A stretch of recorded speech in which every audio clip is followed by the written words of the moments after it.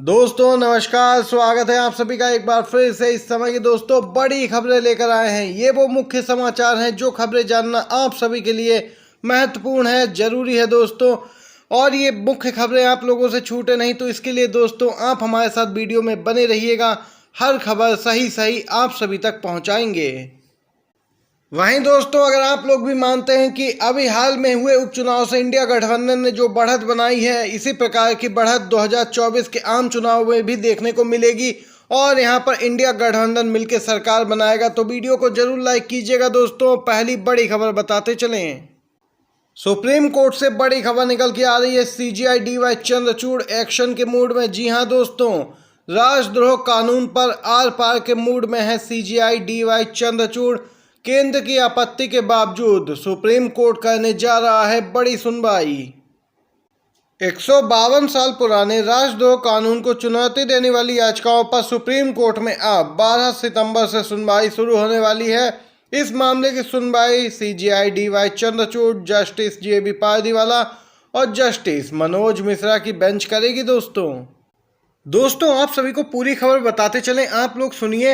वाकया 1 मई का है। सीजीआई डीवाई चंद्रचूड़ आईपीसी के सेक्शन 124A को खत्म करने के लिए पूरा मन बनाकर सुप्रीम कोर्ट में बैठे थे। उन्होंने स्टाफ से कहा कि केदारनाथ यानी कि देशद्रोह कानून पर 5 जजों की बेंच के फैसले से जुड़ा केस, इसे तैयार रखो। इसे हम और बड़ी बेंच के पास भेजेंगे जिससे वो फैसला बेअसर हो जाए। लेकिन अटॉर्नी जनरल आर वेंकटरमणी ने जब कहा कि इस कानून पर सरकार फिर से विचार कर रही है, आप कुछ मोहलत दीजिए। सीजीआई ने उनके आश्वासन पर अपना मन बदला और फिर अगस्त में सुनवाई को तारीख दे दी। हालांकि उसके बाद केंद्र ने 11 अगस्त को एक बड़े कदम के तहत आईपीसी, सीआरपीसी और भारतीय साक्ष्य अधिनियम की जगह लेने के लिए लोकसभा में 3 नए विधेयक पेश किए थे। उस दौरान दोस्तों केंद्र सरकार ने स्पष्ट किया कि वह राजद्रोह कानून को पूरी तरीके से समाप्त करने जा रही है और गृह मंत्री ने ऐसा आश्वासन दिया, लेकिन फिर भी सरकार ने ऐसा नहीं किया। वहीं दोस्तों सुप्रीम कोर्ट ने कहा है कि अब वह राजद्रोह कानून पर सीजीआई की अगुवाई वाली बेंच खुद सुनवाई करेगी और मामले का निपटारा करेगी। भले ही केंद्र सरकार इसमें अपना पक्ष कुछ भी रखे, लेकिन अब सुनवाई रुकने वाली नहीं है। सीजीआई डीवाई चंद्रचूड़ का बड़ा कदम दोस्तों, क्योंकि आए दिन देखने को मिलता था कि राजद्रोह कानून का गलत इस्तेमाल हो रहा है और यहां पर दोस्तों सीजीआई के सामने कई ऐसे मामले भी पहुंचे थे, जिसके बाद सीजीआई ने यहां पर बड़ा कदम उठाया है दोस्तों। चलिए इसी के साथ एक और खबर जानते हैं। दोस्तों राजस्थान के लोकल सट्टा बाजार से बड़ी खबर निकल के आ रही है। जैसा कि दोस्तों 5 राज्यों में विधानसभा चुनाव होने जा रहे हैं, जिनमें से एक राजस्थान भी है। और दोस्तों अभी इंडिया गठबंधन के पक्ष में अच्छे नतीजे आए थे। उपचुनाव में 4-3 से बढ़त बनाई थी एनडीए पर।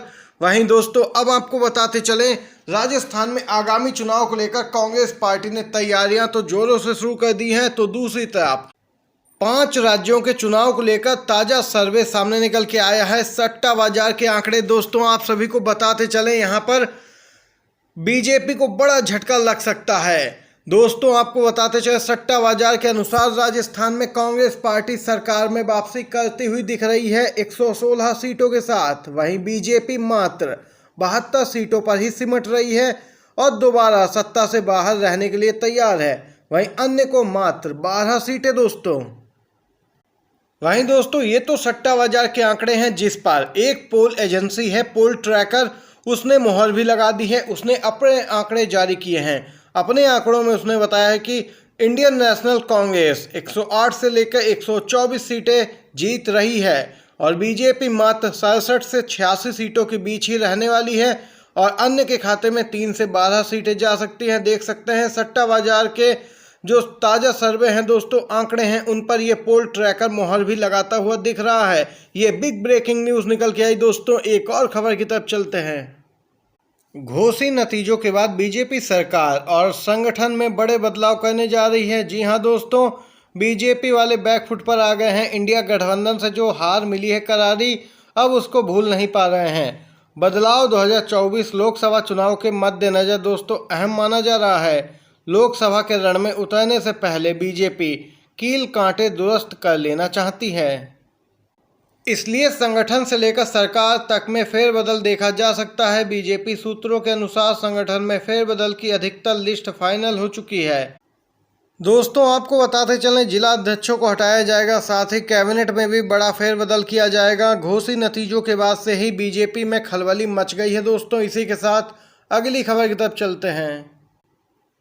One man one government one business group Adani मुद्दे पर विपक्ष ने सरकार को घेरा है। एक तरफ G20 सम्मेलन शुरू है और वहीं दोस्तों कांग्रेस पार्टी ने अडानी मुद्दे पर सरकार पर हमला करते हुए कहा कि G20 विषय one earth one family one future है, लेकिन प्रधानमंत्री मोदी वास्तव में one man one government one business group में विश्वास करते हैं। दोस्तों, वहीं कांग्रेस पार्टी ने कहा कि जब जब अडानी मुद्दे पर सरकार से सवाल पूछे जाते हैं तो सरकार यहां पर भ्रम उत्पन्न करती है। इंडिया वर्सेस भारत भी इसी प्रकार का एक डिस्ट्रैक्शन यानी कि भ्रम है, जिससे सरकार लोगों का ध्यान भटकाना चाहती है। विपक्ष यहां पर अडानी मामले पर सवाल पूछ रहा है, लेकिन मोदी सरकार बचना चाहती है। यहां पर दोस्तों देख सकते हैं, कांग्रेस पार्टी ने G20 समिट के दौरान यहां पर मोदी सरकार को घेरा है। दोस्तों, इंडिया गठबंधन की उपचुनाव में जबरदस्त जीत हुई है और अब दोस्तों इंडिया ने पास की है पहली अग्नि परीक्षा। सीएम केजरीवाल का बड़ा बयान बोले हैं, बीजेपी बौखला गई है, गठबंधन और भी मजबूत हुआ है। विपक्षी गठबंधन इंडिया के विधानसभा उपचुनावों में 7 में से 4 सीट पर जीत हासिल करने के बाद दिल्ली के मुख्यमंत्री अरविंद केजरीवाल ने बीजेपी पर हमला बोला है। उन्होंने कहा कि विपक्षी गठबंधन बहुत शक्तिशाली है, भारतीय जनता पार्टी इसलिए बौखलाई हुई है। दिल्ली के मुख्यमंत्री ने सोशल मीडिया पर उपचुनाव 2023 का परिणाम भी साझा किया। उन्होंने आगे लिखा है कि बीजेपी की बौखलाहट का इंडिया गठबंधन ही कारण है। यही कारण है बीजेपी देश का नाम ही बदल देना चाहती है। बड़ी बात कही है मुख्यमंत्री केजरीवाल ने। दोस्तों, इसी के साथ एक और खबर जानते हैं। कर्नाटक में दोस्तों जब बीजेपी वालों की नहीं चली तो उन्होंने कर लिया है जेडीएस से गठबंधन। लोकसभा चुनाव कर्नाटक में मिलकर लड़ेंगे। 24 पर बीजेपी, 4 पर जेडीएस चुनाव लड़ेंगी। कर्नाटक में कुल 28 लोकसभा सीटें हैं। दोस्तों, वहीं कर्नाटक के मुख्यमंत्री सिद्धारमैया का बड़ा बयान, यह साबित हो गया है कि जेडीएस बीजेपी की ही बी टीम है। वहीं दोस्तों सिद्धारमैया ने कहा कि अब यहां पर स्पष्ट तौर पर देख सकते हैं कि जेडीएस बीजेपी एक क्यों हुए हैं, क्योंकि कांग्रेस के पक्ष में लहर है। जनता बीजेपी वालों की असलियत जान गई है, इसीलिए अब बीजेपी घबरा गई है, इसीलिए उसने जेडीएस से हाथ मिलाया है और ये भी साबित हो गया है कि जेडीएस बीजेपी की ही बी टीम है। चलिए दोस्तों, इसी के साथ एक और बड़ी खबर की तरफ चलते हैं। G20 समिट में कांग्रेस के राष्ट्रीय अध्यक्ष मल्लिकार्जुन खड़गे को न्योता नहीं दिए जाने पर शिवसेना यूबीटी के सांसद संजय राउत ने कहा कि जब मन किसी राजा का छोटा होता है तो ऐसी हरकत होती है। आप देवगौड़ा और मनमोहन सिंह को बोलते हैं कि आप लोग डिनर में आइए, जो चल भी नहीं सकते हैं, लेकिन मल्लिकार्जुन खड़गे को नहीं बुला रहे हैं, इससे उनका डर झलकता है। राउत ने कहा कि आप विपक्ष को इसमें जगह नहीं देते तो यह लोकतंत्र नहीं है। संजय राउत ने कहा कि अगर हम यानी कि इंडिया गठबंधन सत्ता में आए और मोदी विपक्ष के नेता हुए तो हम परंपरा को फॉलो करेंगे और उन्हें न्योता देंगे। चलिए दोस्तों, अगली खबर की तरफ चलते हैं। राष्ट्रवादी कांग्रेस पार्टी के प्रमुख शरद पवार ने यहां पर निर्वाचन आयोग में अपनी पार्टी के नाम, निशान और नियंत्रण के मुद्दे पर अपना जवाब दाखिल कर कहा कि पार्टी में कोई दोफाड़ नहीं है।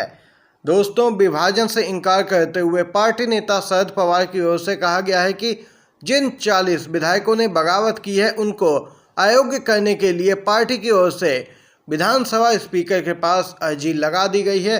तभी से सभी 40 बागियों को पार्टी की कार्य समिति और अन्य पदों से भी हटा दिया गया है। वहीं दोस्तों, दावों की पड़ताल के लिए चुनाव आयोग ने दोनों दलों को नोटिस जारी कर जवाब देने को कहा था। अजीत पवार गुट ने तो जवाब दाखिल कर दिया था, लेकिन अगस्त में आयोग ने पवार गुट को 13 सितंबर तक का यहां पर मोहलत दी थी कि जवाब दाखिल कीजिए, जिसके बाद यहां पर देख सकते हैं एनसीपी के शरद पवार गुट ने निर्वाचन आयोग को जवाब भेज दिया है कि पार्टी में कोई फूट नहीं है।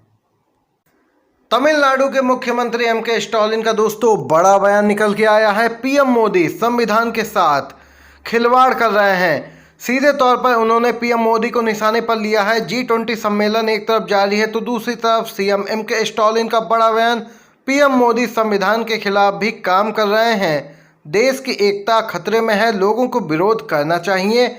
तमिलनाडु के मुख्यमंत्री एम.के. स्टालिन का बड़ा बयान। दोस्तों ये आज की दिन भर की बड़ी खबरें थी जो आप सभी तक पहुंचाई हैं। दोस्तों वीडियो पसंद आया हो तो लाइक कीजिएगा, शेयर कीजिएगा अपने दोस्तों के साथ भी। आप सभी का वीडियो देखने के लिए धन्यवाद।